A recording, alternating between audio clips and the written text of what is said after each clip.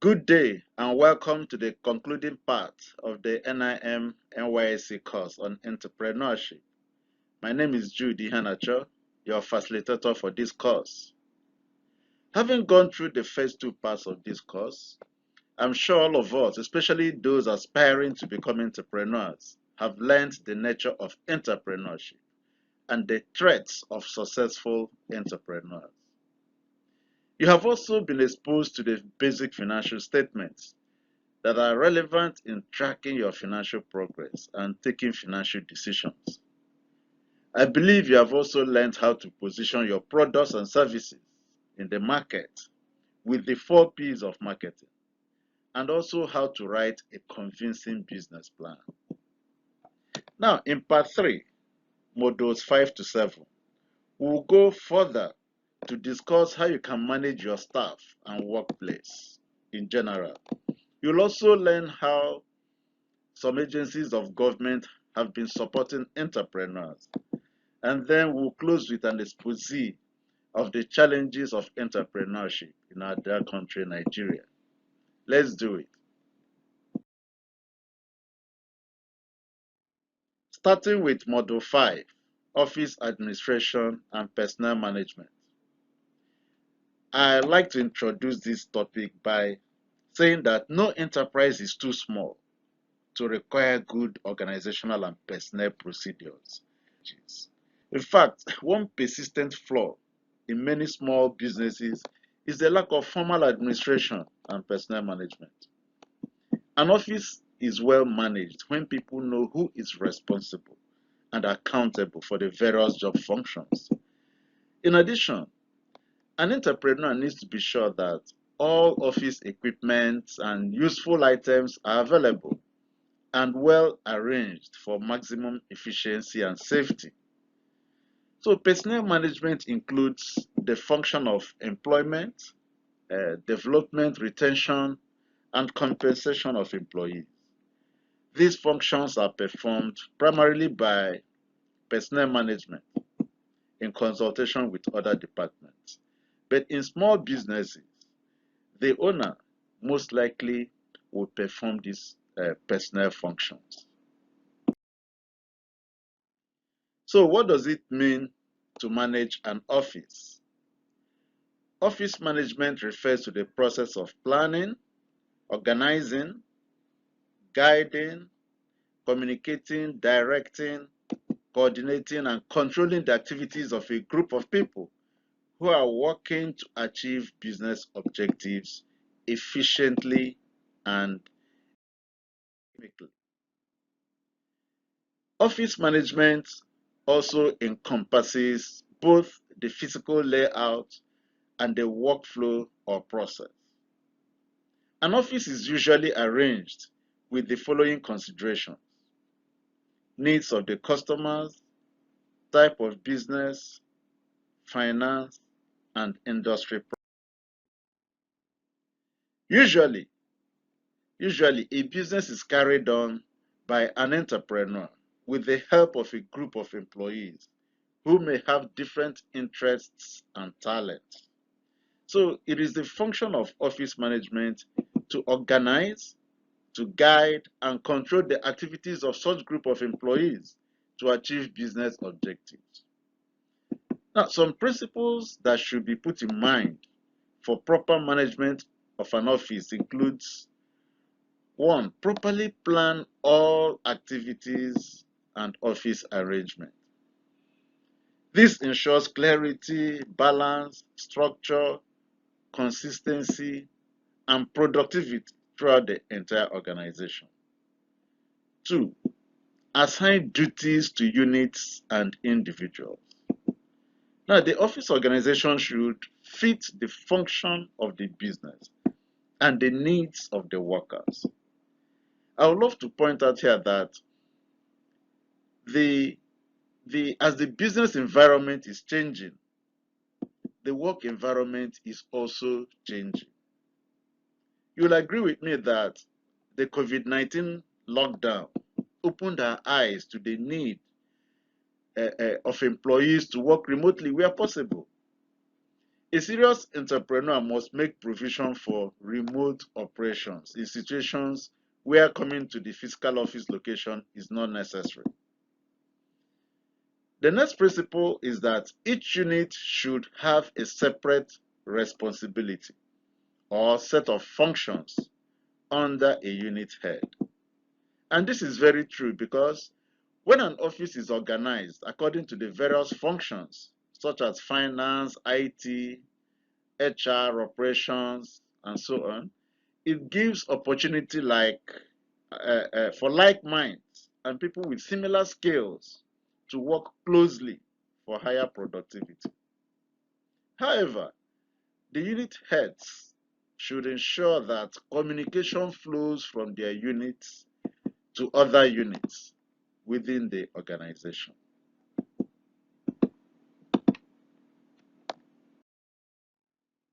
Furthermore, the principles of office management includes the need for adequate supervision to reduce inefficiency and unethical practices. Also, that a small business could be run, at least initially, by the owner and some family members. It's also pertinent to point out that the owner or his manager may need to perform two or more functions. However, there may be a need to employ a few staff. Copy some methods of larger and successful companies, especially in your area of business or services, if you want to grow up to their level and become successful with time. Furthermore, you must do everything possible to reduce costs and increase sales. Although it is difficult to achieve both cost reduction and increment in sales simultaneously, there could be a need to have a schedule of duties for each staff. As a matter of fact, the staff must know their roles and be made to perform them effectively. There should be a written policy of rules for dealing with customers, personnel, and other stakeholders to avoid conflicts of interest or loss of business in ways that promote a win-win situation. When you follow these principles as an entrepreneur, I can assure you your workplace will be well structured. Yeah, away from managing the office, let's focus a little on the human beings in the workplace. Personnel management. Now, personnel management is the administrative discipline of hiring and developing employees so that they become more valuable to the organization. In large organizations, the personnel function is performed by the personnel or human resource manager. But like I said earlier, in small businesses, the owner or general manager performs this function.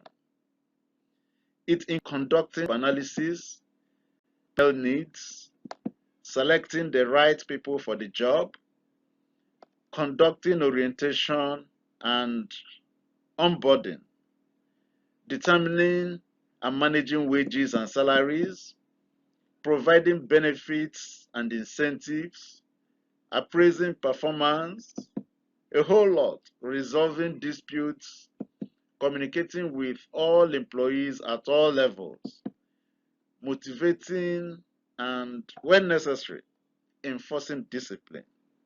Okay, so all these are done on behalf of the owner of that organization. Yeah, let's talk about the functions of personnel management. The entrepreneur or his employee, the personnel manager, determines the quality and quantity of persons to employ. Also determines the wages and salaries and allowances to pay the workers. The personnel manager also determines how workers should be treated and motivated. And the personnel manager is also concerned with staff training and development. Furthermore, He or she ensures good employee relations, helps to plan for the future labor requirements and labor-saving measures, helps to increase corporate efficiency, discipline, and productivity, and is concerned with performance appraisals, promotion, transfers, dismissals, and so on. Now, by hiring good employees, entrepreneurs can focus on strategic thinking and how to develop other areas of the business. Good employees are not easy to come by, as you and I already know. Although there are no perfect employees, you should look out for the following characteristics when hiring employees. They are honesty, loyalty, good health, ability to mix with others, ability to keep secrets and confidential information, and enthusiasm for work. Honesty. Honesty has to do with openness, integrity, and accountability. Okay, hire people who are honest about their capabilities. Hire people who will give you correct information, who will not fail or fall for the temptation to commit fraud. Additionally, someone who is honest is a huge asset because they aren't afraid to step out or to step on some toes and can look at the bigger picture. Their co-workers admire their honesty because they know they'll get a genuine answer as they interact. Loyalty. Loyalty comes with dedication to duty and a strong sense of commitment and support to the business. So committed employees are often more purpose-driven in both their personal lives and their careers. A loyal employee is a trusted one. So ability to mix with others is another one, another characteristic of a good employee. Because many organizations nowadays rely on teamwork to succeed. So an employee should be able to collaborate with others on the job. Ability to keep secrets and confidential information is another trait of a good employee. It's important to identify problems in the company, but an employee should not gossip about it with other employees or outsiders. It will only cause a negative atmosphere. Enthusiasm for work. This is very important. An enthusiastic employee can offer new and fresh ideas. Okay? He or she can offer new perspectives and can bring individuals together that have different options, okay, for a unified purpose. Someone with enthusiasm can keep the team focused, even when challenges present themselves. So you want someone who tackles complications with a positive mind, okay, because they can energize those around them and they will help you to cross the line. An entrepreneur should hire employees that are patient and able to endure difficult situations. This is so important because in business, you go through tough times, like the COVID-19 pandemic situation. If your employees are impatient and unable to weather the storm, the business will collapse. Another area to consider are ability to relate well with other workers and customers. Another one is ability to work hard and be innovative, cleanliness and hygiene, a good attitude to safety and security, and zeal to work efficiently and effectively. Yes, entrepreneurs who have small businesses are usually the head of human resource in charge of employment. So it's good to know the formal steps to take in employing a worker. I have broken the process down to 7 steps. So let's go through them briefly. The first step is to know the gap you want to fill. That is the tasks and the duties that will be performed by the incoming employee. Be sure that no present one is already performing them, and that no present employee can combine them with his or her duties. Otherwise, you'll be duplicating the job functions. The next step is to list the qualifications the person must have. Some qualifications are easy to quantify, while others are not so easy to ascertain. For example, if you're hiring a driver, the driver's license is there for you to see because it is tangible. But there are other equally important qualifications that are not tangible, such as timeliness, honesty, cleanliness, and so on. So all these must be captured on your list of qualifications because they are important. Now, the next is to specify the salary level. Of course, you should consider your finances and also the industry average pay for persons with such qualifications you're looking at. After the above preparations, then you advertise the position or invite applicants. For the small business person, recruitment can be done through friends, posters, billboards. Existing employees can also help out, or even the social media. Okay, so you can headhunt without spending a lot of money. The fifth step is to select the applicant whose qualifications most accurately match the job specifications. This selection exercise should focus on the academic qualifications, the personal attributes, work experience, and interests of the applicant. Selection tools will include aptitude tests, intelligence tests, personality or proficiency tests, interviews, actual work trials, and so on. It will also include medical tests, verification of references, and other data provided. Please do a background check of your potential employees if necessary, and in most cases, it's necessary. And this may be very, very important if the job is as sensitive as handling your cash, or maybe if the person must live with your family. If you're hiring someone that will live with your family, it is very important to do a background check. So when you make up your mind on the person to recruit, you move to step 6. Give the person a letter of employment.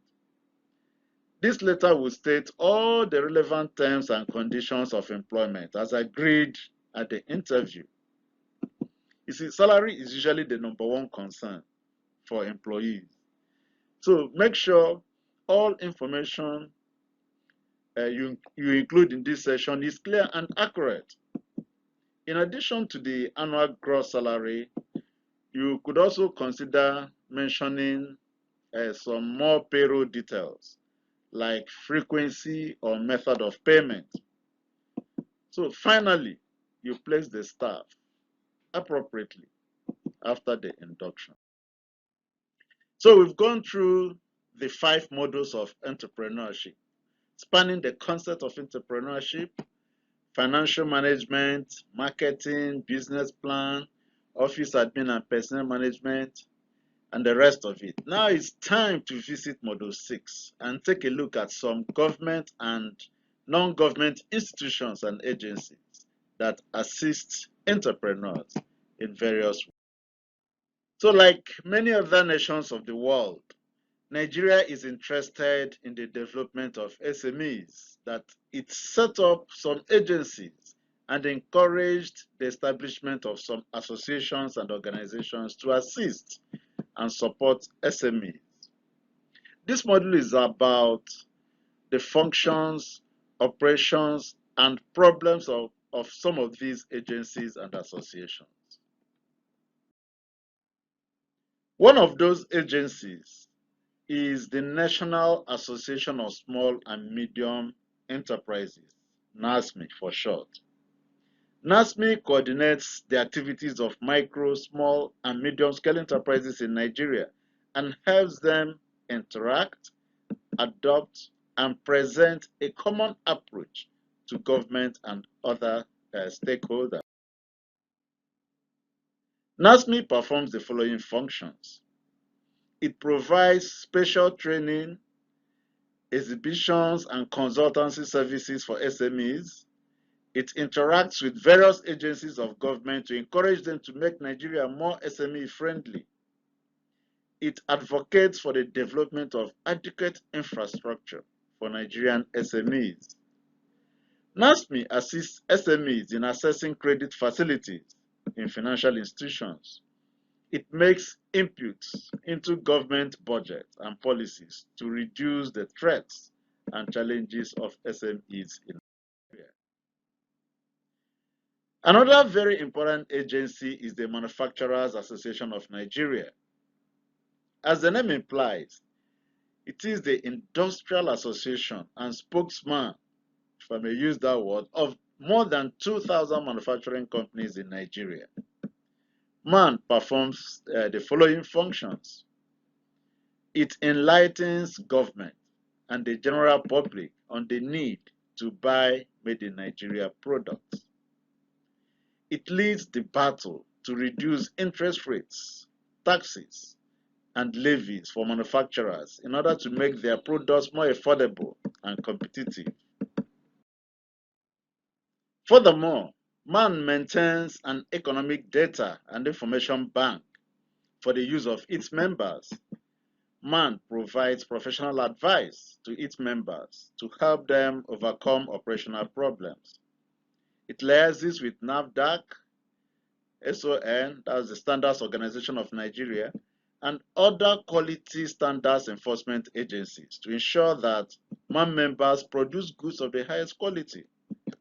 It represents manufacturers in some government agencies in order to make inputs into government budgets and policies and discourage anti-manufacturing sector decisions.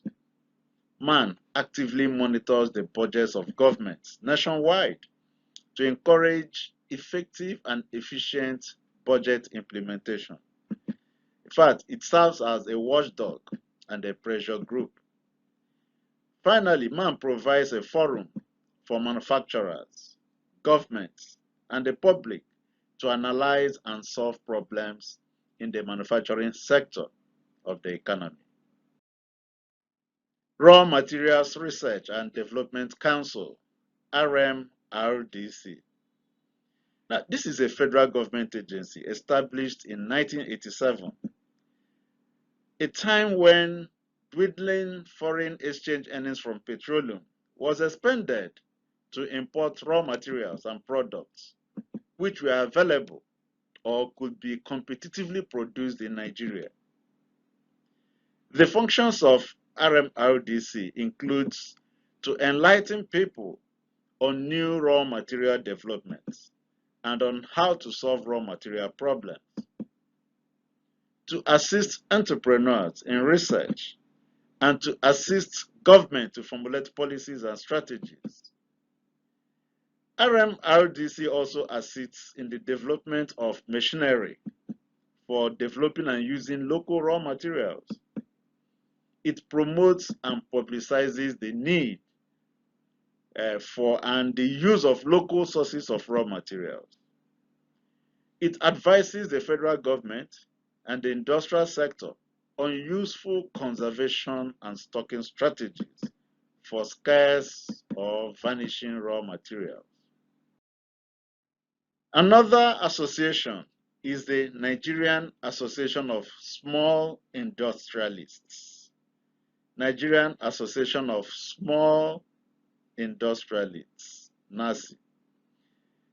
This is an association of small-scale entrepreneurs and industrialists from almost all sectors of the economy. The functions of NASSI includes ensuring that members satisfy government standards. It also assists members get information on raw material sourcing. It also advises members on best choice of plants and equipment.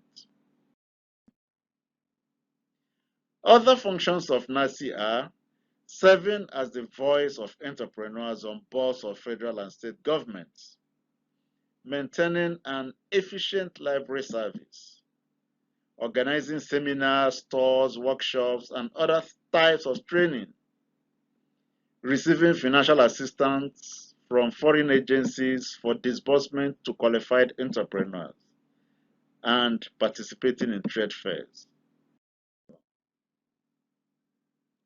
Let's look at the National Association of Chambers of Commerce, Industry, Mines, and Agriculture, NACCIMA for short. Recall that a Chamber of Commerce is an association of business persons with the aim of promoting their common interests. This is an association of chambers of commerce from all states of the Federation and Abuja.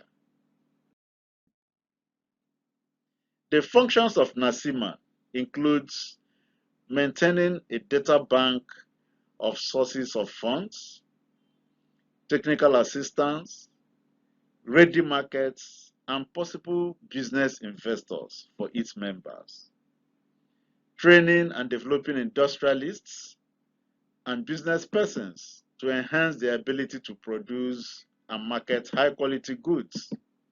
NACCIMA makes inputs into government budgets and policies and is also a member of some government trade and business agencies.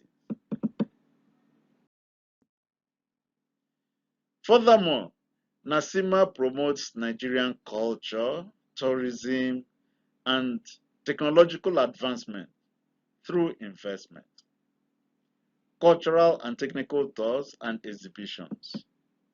NACCIMA assists governments in developing the host communities of their members through the provision of basic social amenities. The association receives foreign trade delegates on behalf of its members and briefs them on the quality of made in Nigeria goods. It also links the foreign investors and businessmen to Nigerian business people. Nigerian Employers Consultative Association, NECA. This is a group of employers in Nigeria that looks after the interests of employers in the same way the Nigerian Labour Congress, NLC, and the Trade Union Congress, TUC, are concerned about the welfare of Nigerian employees. As an entrepreneur and employer, you may want to belong to the association. Now, the functions of NECA includes conducting research into the Nigerian economy and makes the results of the research available to employers to help them make good policies and decisions. Advising employers on matters of employment, matters of management, labor relations, environmental issues, challenges from governments, and so on. Organizing workshops and seminars for employers in various employment matters or on various employment matters to help them cope adequately with the challenges and opportunities in the Nigerian and global business environment. Other functions of NECA are representing Nigerian employers in some federal government agencies like the NYSC, which you belong, and the ITF, the Industrial Training Fund, speaking against any bad government policies as it affects NECA members, maintaining regular contact with the International Labour Organization, ILO, the International Guild of Employers, Standards Organization of Nigeria, SON, National Environmental Standards and Regulations Enforcement Agency, NASSI, Federal Inland Revenue Service, FIRS, and so on, in order to brief its members on their activities and policies. Commercial banks. Commercial banks need no introduction, and there is no denying that banks and specialized institutions, finance institutions, play an important role in the growth and development of entrepreneurship. The roles such as accepting deposits, safekeeping of assets, and more importantly, giving loans and advances make them a key element in the growth of entrepreneurship. The key functions of commercial banks are to grant loans and credit facilities to entrepreneurs to enable them to run their enterprises seamlessly without any financial hassles. Banks also assist in leasing vehicle and equipment and also in debt factoring. You may be wondering, what is debt factoring? Factoring means handing over your debtors or unpaid invoices to a bank for collection on your behalf. So the bank will take the responsibility of going after your debtors. Usually the bank pays you in advance, but at a discount. Commercial banks also act as agents for government loans and entrepreneurial development financing. They ensure that credit facilities are applied efficiently and effectively. Commercial banks facilitate savings and payments, since a good payment system is essential for the efficient functioning of an economy. And with the advancement of technology, the speed of service has greatly improved. Commercial banks also give letters of credit to importers. A letter of credit is issued by the importer's bank to the exporter's bank, especially one in a different country. I take it again. Letter of credit, LC for short, is issued by the bank of the importer. That is the person or the organization buying, to the bank of the exporter. And it serves as a guarantee that payment will be made to the exporter as soon as goods are shipped.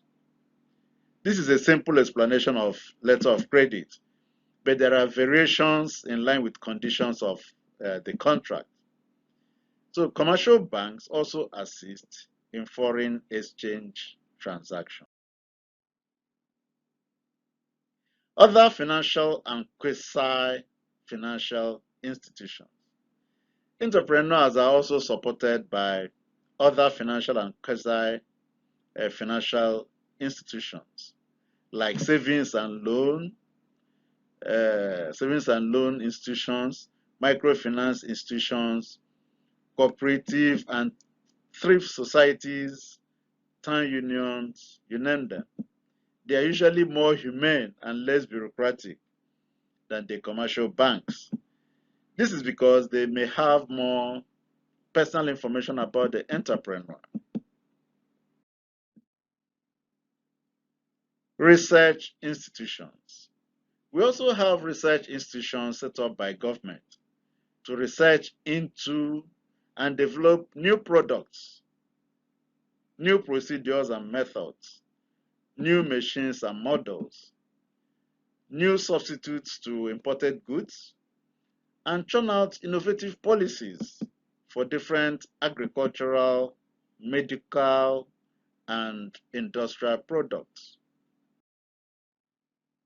There are many research institutes such as the Nigerian Institute for Oil Palm Research, NIFO, Federal Institute for Industrial Research, FIRO, that one is at Oshodi, Industrial Research Council of Nigeria, IRC, also in Lagos, Rubber Research Institute of Nigeria, near Benin City, National Root Crops Research Institute, Umuahia, Cocoa Research Institute of Nigeria, Ibadan, Projects Development Agency, Enugu, Nigeria Stored Products Research Institute, Ilorin, National Series Research Institute, Mina, National Institute for Freshwater Fisheries in New Busa, National Institute for Oceanography and Marine Research in Victoria Island, Lagos. All these institutions help the entrepreneur to obtain relevant information for decision making. So welcome to Module 7, the challenges of entrepreneurship in Nigeria. I know you'll be interested in this because you want to know the challenges you're going to face as an entrepreneur operating in Nigeria. You see, many people describe SMEs in Nigeria as endangered and disadvantaged compared to their counterparts in other parts of the world. They give examples of hundreds of businesses that have left the country. Okay, some have died naturally. They couldn't survive it. If you can't move to a business-friendlier country, okay, you just give up as an entrepreneur. See, this is uncalled for. Imported raw materials and finished goods are far cheaper than their local equivalents, which is unusual. For example, the cassava starch imported from Vietnam is 50% cheaper than Nigerian starch. Okay? Vegetable oil from Thailand, even textile materials from India, Ghana, Cote d'Ivoire, China are also cheaper than in Nigeria. Although the government has continued to put in place policies and measures to improve the ease of doing business, the challenges of entrepreneurship in Nigeria are hydra-headed. There are so many. They are both internally driven as well as external to the business. Let's look at some of them. Unmotivated staff. Some employees may work suboptimally or even fraudulently and degrade the business. Some regularly steal products. They steal raw materials, money, or they steal customers from their employers. The next one is poor management skills. This is another challenge of SMEs in Nigeria. Many entrepreneurs are not trained in management, and they use autocratic management style to destroy their businesses. They commit a lot of management sins, and they refuse to learn and change. This is one of the reasons we are running this program on entrepreneurship, this model on entrepreneurship, to enlighten and expose prospective entrepreneurs like you with management skills to enhance your performance. The third is poor technology. Low level of technological development stifles businesses and limits Nigerian entrepreneurs to an elementary level in terms of innovation, production, in terms of quantity, quality, in terms of distribution and exports. The fourth is lack of raw materials. Even when these materials are naturally available, harnessing them for industrial use is another challenge. The fifth is absence of institutional support. Many of the governmental and non-governmental institutions we discussed earlier, set up to support SMEs are not doing so effectively. Bureaucracy, corruption, poor performance, politics are some of the factors that have paralyzed these support agencies. The sixth is poor patronage by government. There is no doubt that government is a major spender in any economy. If there is no patronage from government, many entrepreneurs will have unutilized capacity. The seventh is multiple taxes, levies, tolls, and so on. Okay, that needs no further explanation. Let's look at some of the challenges, more of the challenges, so you'll be prepared to face them when you go into business. The eighth is complexity and difficulty in obtaining licenses and approvals. The ninth is political, social, and religious unrest. Businesses do not survive where there is no peace and security, as a matter of fact. The 10th is akin to the first point we mentioned about unmotivated staff. For one reason or the other, entrepreneurs in Nigeria complain that they do not get the desired input from their staff. This is quite true because a large number of Nigerian workers feel entitled to receive salary, even when they are not productive. The 11th is poor infrastructure. Poor infrastructure. Good roads are nowhere. Power is epileptic. And the transport system is so primitive. The next is lack of self-control. Many entrepreneurs take very high risks. They overspend beyond their profits and they engage in all kinds of frivolous spending. They eat their seeds, as one of my friends will say. The next is poor financial control. Some SMEs ignore effective budgeting, ignore feasibility studies, ignore keeping good financial records, they ignore cash control, even auditing is not taken seriously. Other financial checks and balances are overlooked.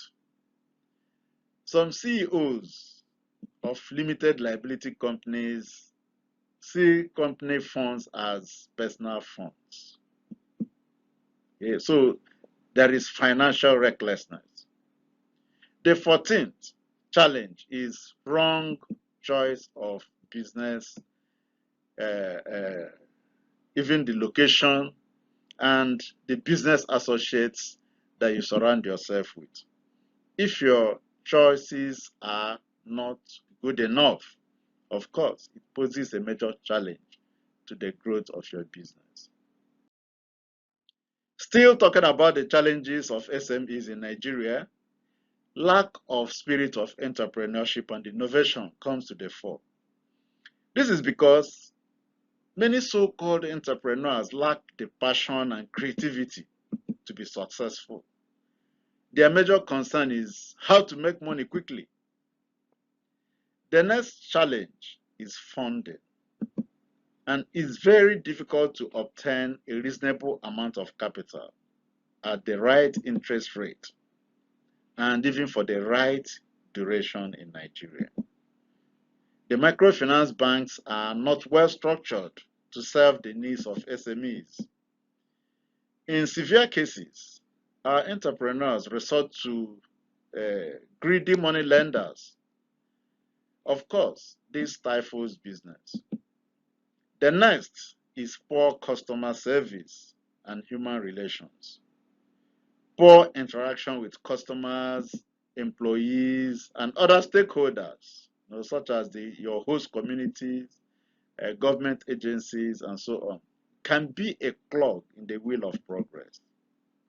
Lastly, on our list of challenges of SMEs in Nigeria is lack of business objectives. Lack of business objectives. Some entrepreneurs neglect their business because they are lazy, because some of them go into politics and other activities completely unrelated to their business ventures. In conclusion, recall that this is the final part of our course on entrepreneurship.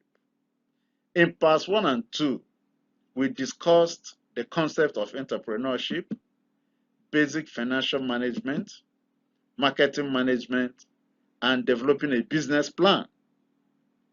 In part 3, we've been able to see what it means to manage your staff in the workplace and also the principles of office management. We also discussed personnel management and in particular the functions of personnel management. We went ahead to x-ray government and non-government support agencies and their roles in assisting entrepreneurs. And we concluded with the challenges of SMEs in Nigeria. Thank you for your interest and attention, and good luck in your exams. Thank you.